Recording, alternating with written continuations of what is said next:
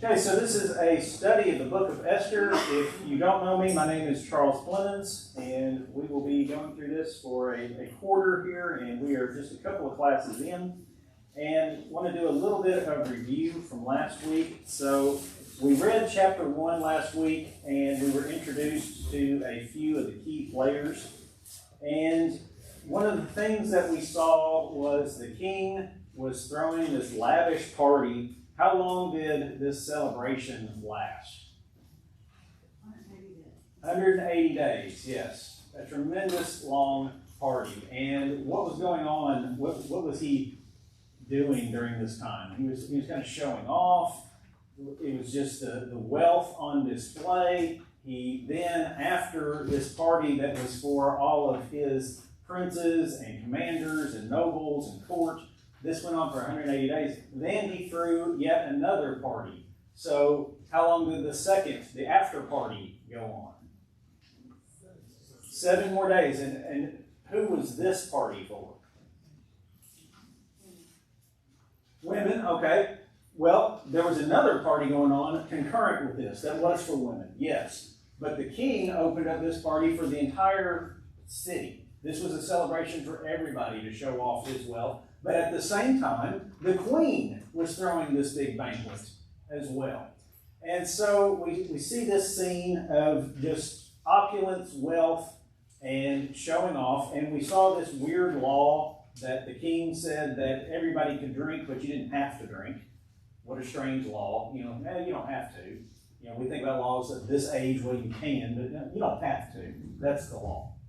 So during this celebration, the king now is 187 days into this grand event, and he gets this idea that he wants the queen to appear before all of the nobles and show off her beauty. And how does she respond to this?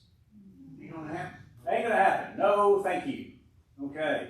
All right, that sounds reasonable, right? No thanks. Well, how did the king react?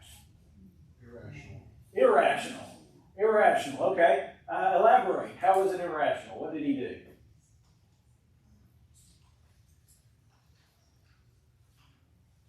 What did he do? He found another one. He's going to find another one, yeah. He's like, oh, no, this is not good. So he's furious. And he decides because of this, he's got to get rid of the queen. And he turns to his wise men, his advisors, and he asks them for advice. And what is their main concern over all of this? Men should be the master of the house. Yes, somebody else was saying something over here. Wives wouldn't submit to their husbands. Wives wouldn't submit to their husbands. Yeah, so the queen's massive act of rebellion was going to now just topple the whole kingdom, right? Women were not going to keep in their place. This was going to be the downfall of civilization as they knew it. And so therefore he was going to throw the queen out and going to replace her. And he puts out this decree that men should be the master of their household. So that gets us caught up now with last week. So let's go on now to chapter 2 of the book of Esther. Chapter 2. All right, let's divide this reading up a little bit. Would somebody like to read, how about verses 1 through 8 of chapter 2? It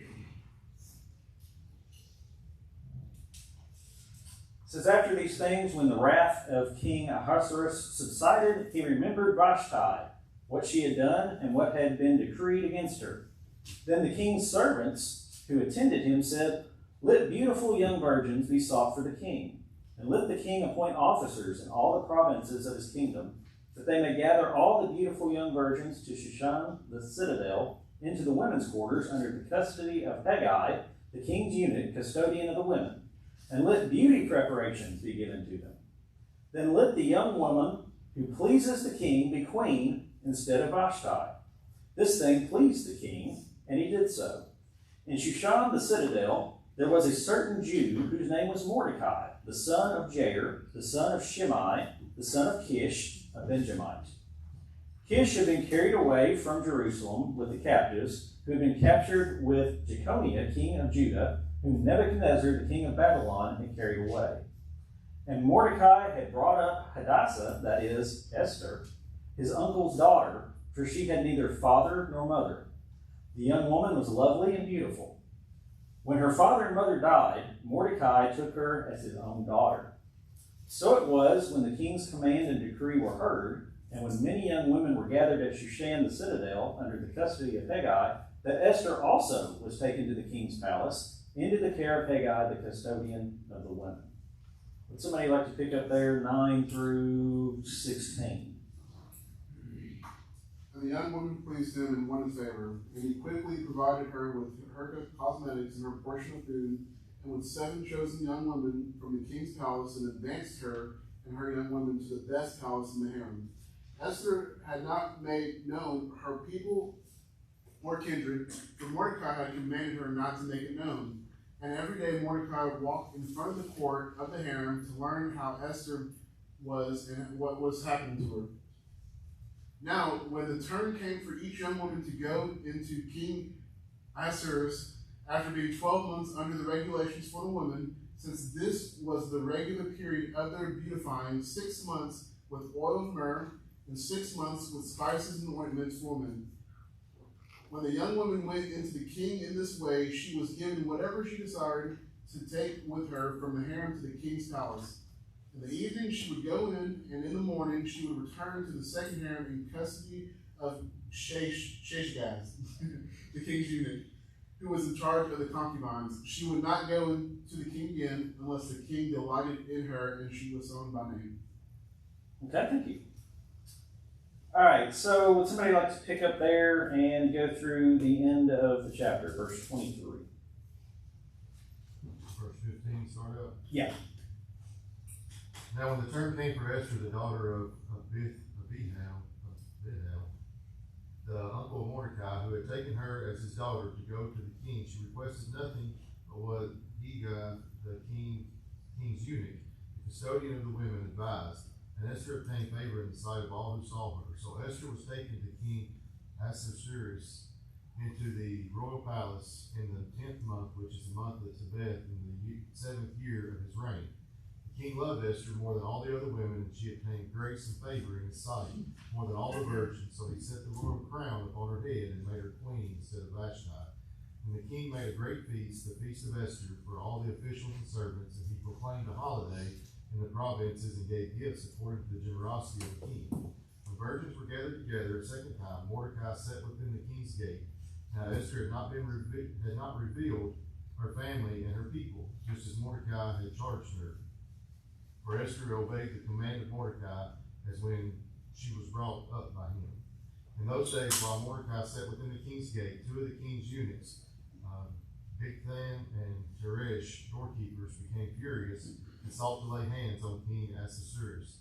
And the matter became known to Mordecai, who told King Esther, and Esther informed the king in Mordecai's name.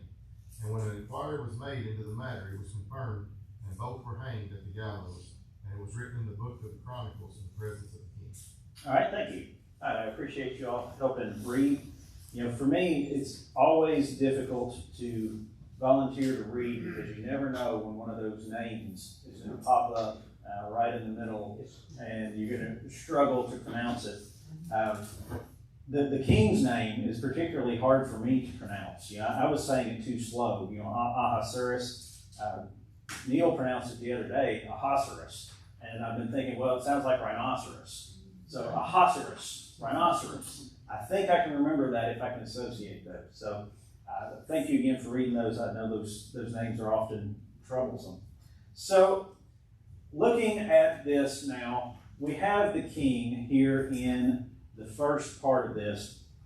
It says now that he remembers Vashti. So he's made this decree, he's thrown her out, and he's been partying. Now perhaps the party has worn off, and he's kind of realized, well, I've thrown my queen out. Now what? What am I going to do? And so the king's servants, they decide what should be done now. How are we going to replace the queen? Beauty pageant. A beauty pageant of sorts. Yeah, he's not wrong. They're going to have a beauty pageant in a way. So they decide that all the beautiful young virgins should be gathered up for the king. And so he's going to appoint officers in all the provinces, and they're going to gather them up. All right, so how big was the kingdom of Persia? Big. Big. Big. All right, very big. All right. They had a great transportation system, right? Trains, airplanes? No, of course not.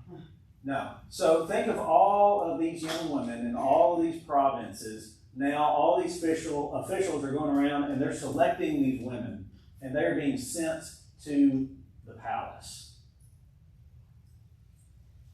What a terrifying time.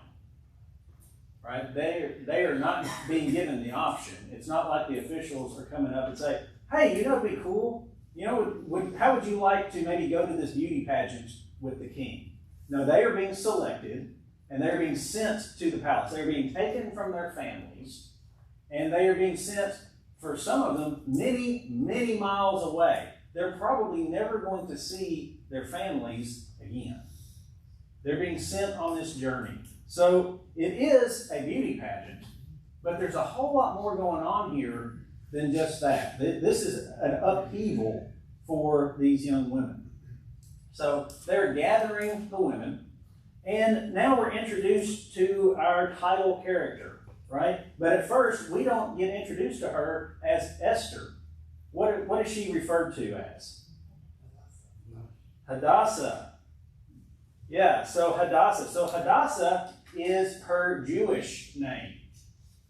So remember when we see these examples of the Jews going into captivity, into Babylon, into Persia, they have their Jewish name, but they're given new names. And so her Persian name is Esther. What do we know about Esther?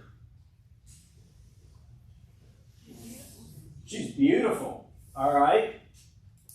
Well, they're getting ready to have a beauty pageant, right? So that's going to be important. So we have this beautiful young woman, and we know that she's a Jew. What else do we know about her? She was raised by her uncle. She's raised by her uncle. Why? Mother and father died. Her parents died. Yeah, so she has been orphaned. So when her parents died, she was now adopted, so to speak, by this man named Mordecai. All right, so we've now been introduced to Mordecai. Who is Mordecai? What do we know about him?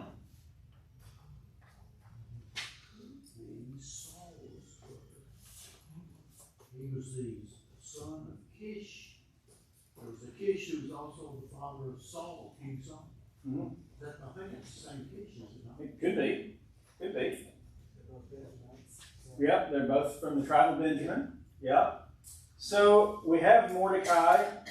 Mordecai is not a Jewish name. Okay, so Mordecai is his Persian name. And what is his role?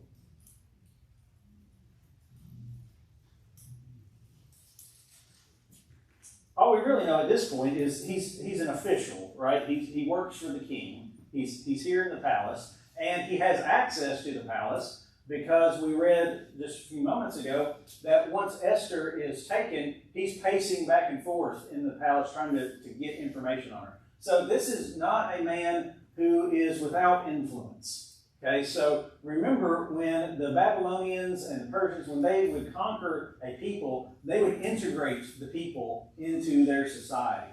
So Mordecai is one of those people who has been given an important role. He is a member of this society. Even though he is a Jew, he also has an important function in Persia. He's one of the officials here that works for the king. He works in the palace. All right, so that's Mordecai. Now,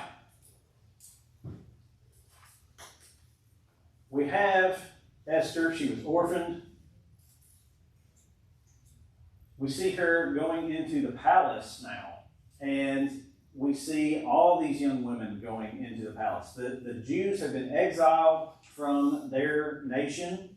Now, some of them have been allowed to return. This is the group that has chosen to stay. But now we've got a lot of these girls going into this very uncertain time. Because how many people are going to win this beauty pageant? No. Just one. Just one. All right, so they're gathering these women from all over the provinces. They're coming in. They're being taken from their homes. They are a foreign people going into the palace of a foreign king. And they know that they're going in for this beauty pageant, so to speak. And only one of them is going to win the pageant. So this is a very uncertain, stressful time. So we're going to call this the worst of times, if you will. It sounds like a good deal, right? Hey, you're going to be swept up into the palace. This is not a Cinderella story. Okay, there are a bunch of women that are just being sent to this place, taken from their home, probably never going to get to return, and they don't know exactly how things are going to turn out. And only one of them is going to be the queen. So imagine the pressure, imagine the stress, imagine what they must be feeling and thinking. This is not a wonderful event in their lives. Now, for some of them, it may be some better access to wealth. They get to live in the palace, but they're not really free in the palace. These are individuals who now, their lives are being dictated to them. They didn't get to choose a career. They didn't get to choose a husband. They didn't get to choose a family. They didn't get to make choices. They are being sent to the palace, and their life is now being dictated to them. So for many of them, this is the worst of times. So for Esther, she was an orphan. She's already gone through a lot of bad things, and now she is ended up in this situation. All right, so then we see these, and I put here, harsh beauty rituals. Now, let's think that through. How did it describe the beauty rituals? And this was in verse 12. What were the beauty rituals?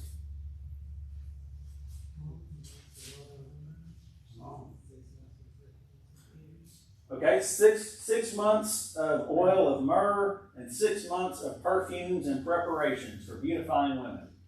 Sounds like a spa day, right? For a year. That doesn't sound that bad, and I've labeled that harsh. Well, let's think that through a minute. So, here are these women in mass taken to this palace. They're taken to basically what is the harem of the king. And now they are being forced to go through all of these beautification processes. Now, ladies, I've seen some of the things you all go through just to get dressed up for a single event. Imagine if your preparation was a year long. Do you sound that excited now to get started on that and go through it? And it's being forced upon you. You didn't choose this. You were taken from your home. And now these people are here and they are rubbing you down with oils and spices and maybe even like dyeing your hair, doing like skin treatment kind of things. Think of all of the weird beautification rituals that we can think of in history that people have done to women. This is not a wonderful experience for these girls. And these are little girls. These are young girls. They're being forced to go through this preparation. The end of which, one of them is going to be chosen. So again, imagine the stress, the pressure that they're going through. All right, so they're getting their year of beauty treatments. And they're being taken into the king's harem. So this is nothing like being the queen. Just because you are living in the palace, just being in the king's harem, you don't have all of the rights. You don't have all of the prestige. You don't have all of the wealth. You don't have all these things. You are just the king's property. and they're not going to get to go home. All right, so Esther has gone into this situation, but we find out that Esther is an exceptional individual. She seems to just be a likable person. And one of the things that happens is she gains favor with this man named Haggai. Haggai is the keeper of this group of women. So she has gained his favor. What does it mean to gain favor with somebody? It takes a liking to her. Yeah, he genuinely likes her. There's something about her that he takes note of. She may just be pleasant. Who knows? She's just outstanding in his eyes. He has taken a note of her. He's taken a liking to her. All right, so when she gets there, though, Mordecai has given her a specific instruction. What did he tell her not to do?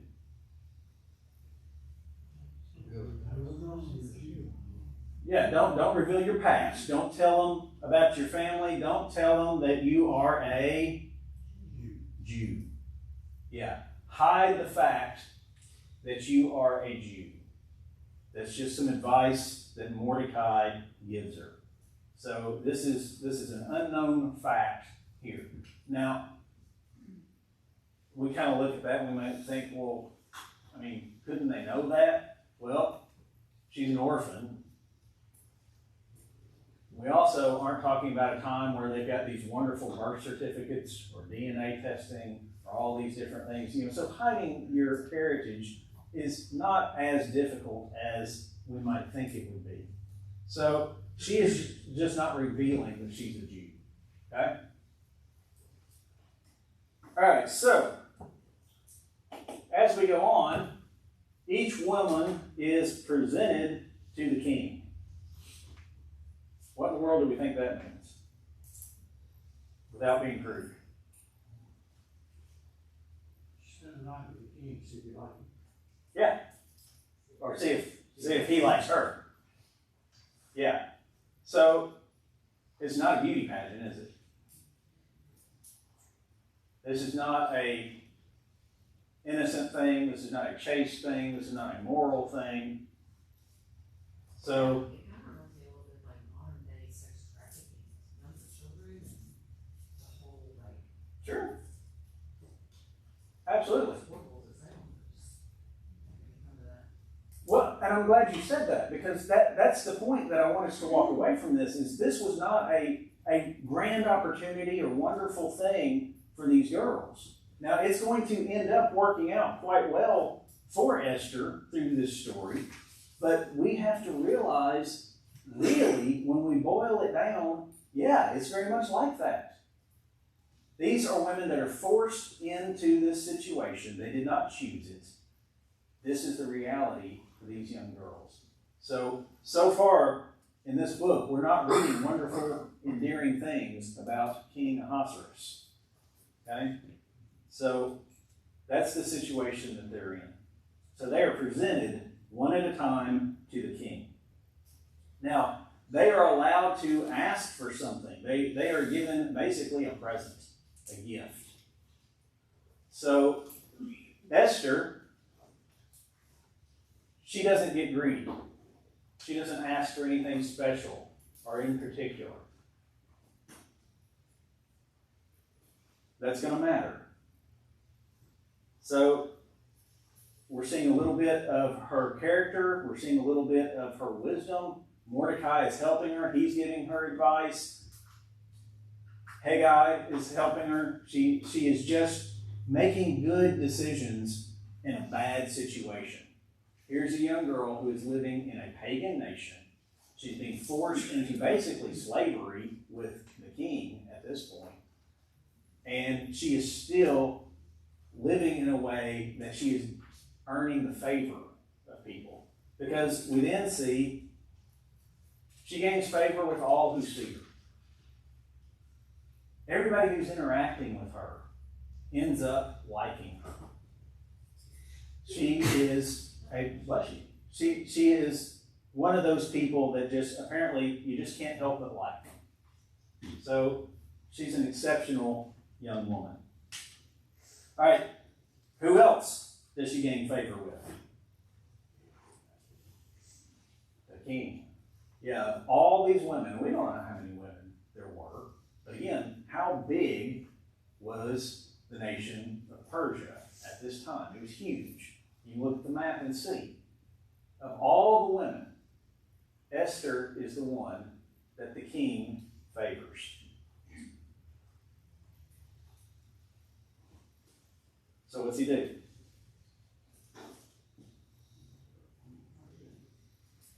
He'll make her queen. Yeah.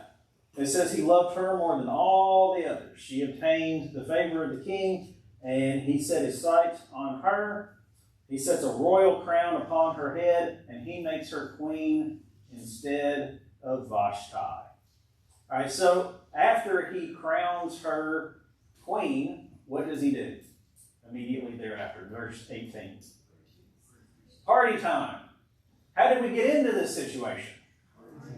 Party time. All right, so the king's learned nothing from that whole scenario, but he's going to have yet another party, another feast. So we can see that the king likes to celebrate, he likes to show off his wealth, and so here we have a great feast, the Feast of Esther.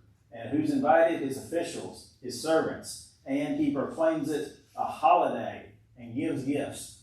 You know, so the Feast of Esther is kind of like Christmas, sounds like, right? So you've got this holiday declared in the nation now.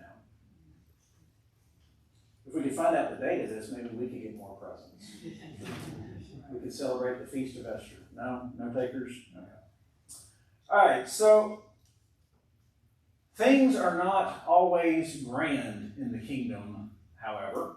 And so starting in verse 19, we discover there's some unrest. So who's sitting at the king's gate but Mordecai? All right, so why might Mordecai just be sitting at the gate? It's where the official business takes place, okay? So there would have been a lot of activity here coming to the gate. Not everybody would be allowed through the gate.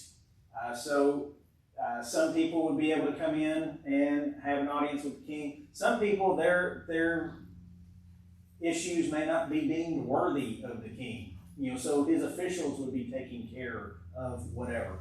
And there would just be all this traffic happening at the gate. And so with this being the central point of the entire nation, if you wanted to get a good handle of what's going on, where might you go? To the gate. Yeah. So here we got Mordecai. He's sitting at the gate. He's kind of just keeping an eye on things. He's doing his job. He's listening in. And he discovers something. What does he discover? A conspiracy, a plot. That's right. There's a plot. The game is afoot. What is the plot? Kill the king. Yeah. So, you ever go to dinner with somebody and they talk about things too loud and you're like, oh, keep it down. Well, here you got it out here in the middle of all of this commotion, people plotting to kill the king. Now, if you can imagine how loud and bustling it would be at the gate, you would have to kind of speak up to be heard. Can you imagine speaking up loudly enough about killing the king that the king's official overhears you? This is probably not the best assassination attempt that was ever planned in the history of the world. But they slip up and they say the wrong things in front of the king's official. Now, the king's official, Mordecai, nice Persian name, he's not Persian.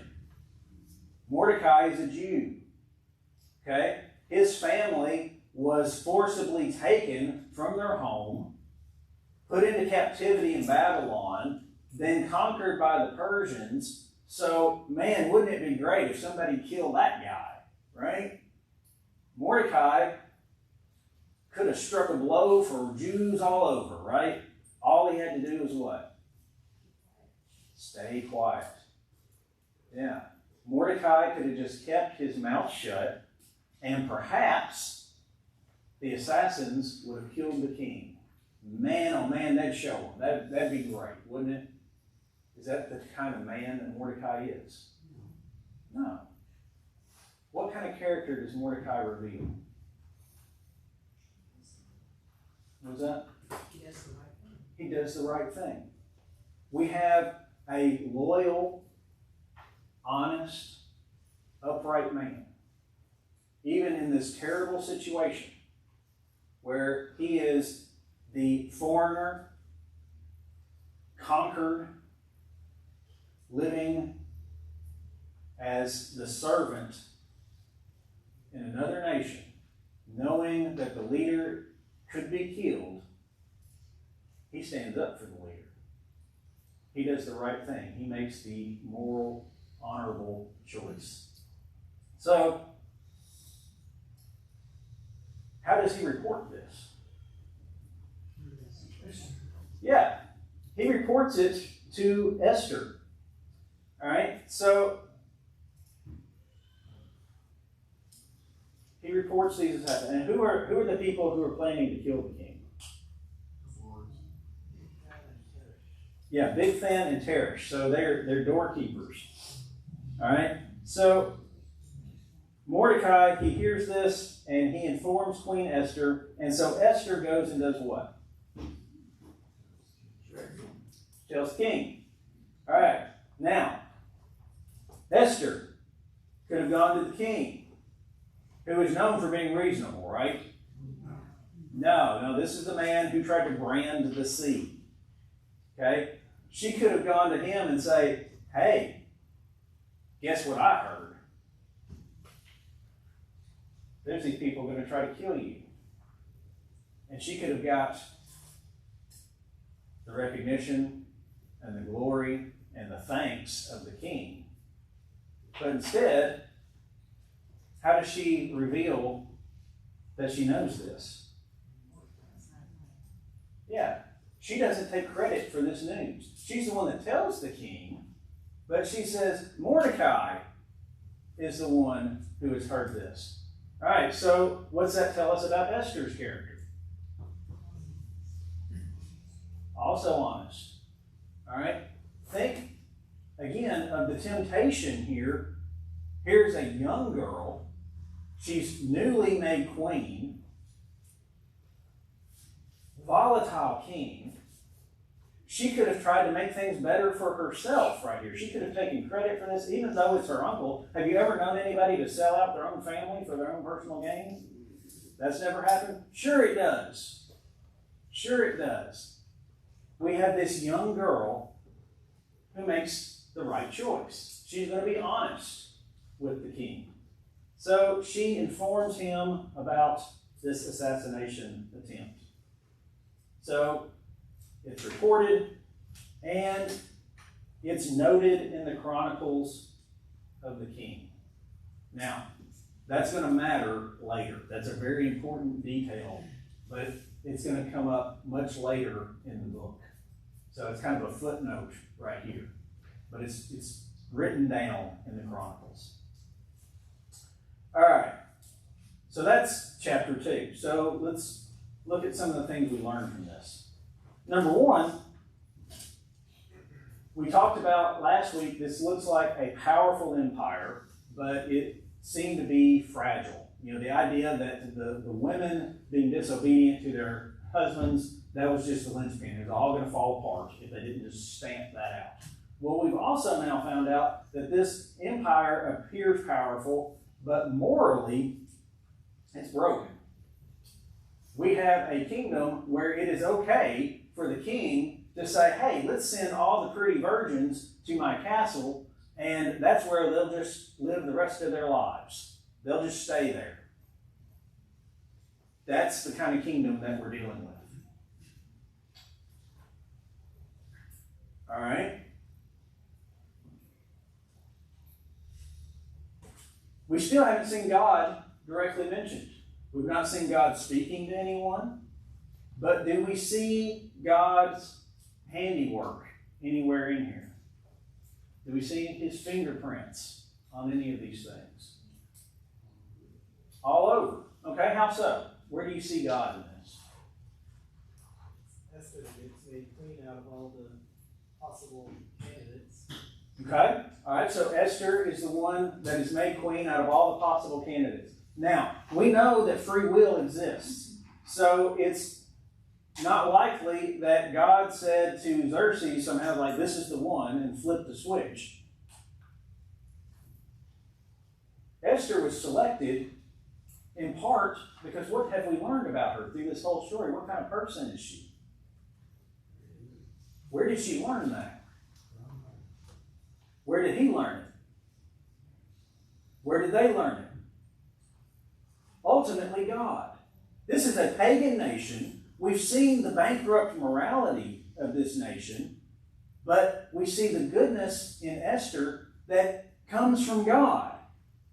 She's living as much as she can in the way that God would have her live, and that is ending up putting her in the right scenarios. We see God, his hand at work here through his servants. They are living the way that they should be in the worst possible scenarios, and yet they're still making moral choices, good choices, and we see what God tells us how to live. We see how that is impacting this scenario. I think my question would have been, had she been such a good character and moral, that you would have thought that her goal would have been to get the other woman out. She doesn't have any authority. Yeah. Just because she's the queen, that doesn't give her any particular law or rights to do so. And the king didn't give them up. Think about that for a minute. The king still has a harem. How loyal is he to Esther? Even though she's the queen, morally bankrupt. Morally bankrupt.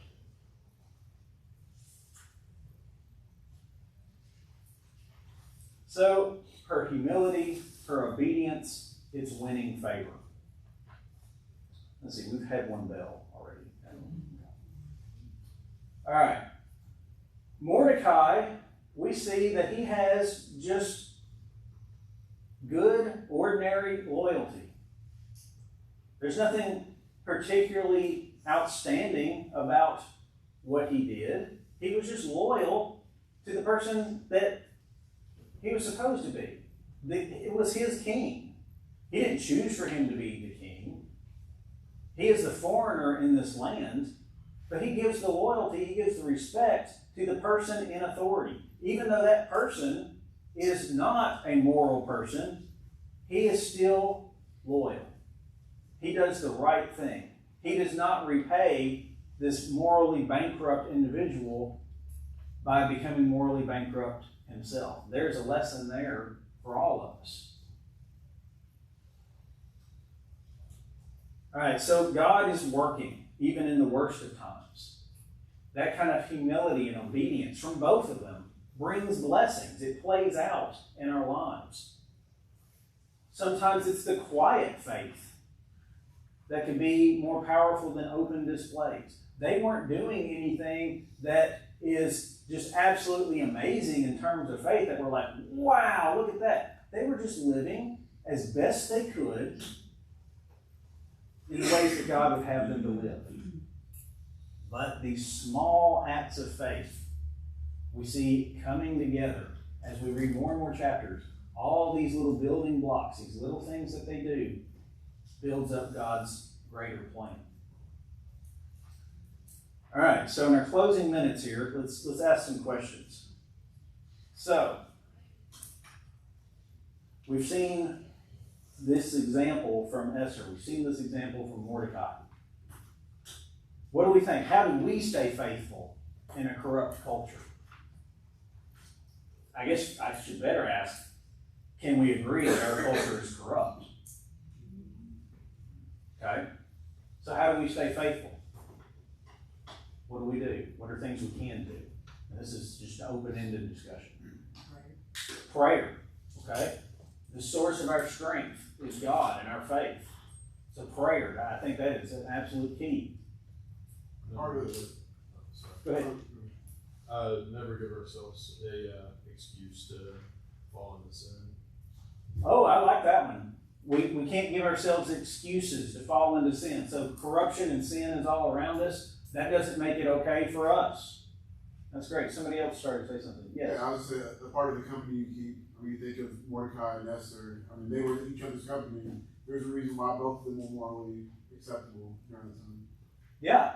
Okay, the company that you keep. Good raising, right? Mordecai raised Esther right, apparently. He taught her godly ways to live. It's important for us to teach our kids, our grandkids, the kids that we interact with, the kids of this church. When we interact with them, we need to be teaching them. All right, what else? Pay no one evil for evil. Repay no one evil for evil. That's a great point. Just because somebody else did it, that doesn't make it okay for you to do it. Our response to evil should always be good. And that is one of the hardest things for us to do. That idea of turn the other cheek. Absolutely a struggle. All right. We're out of time. All right. For those who like to complete your workbooks, I'll show you the slides here. Racial.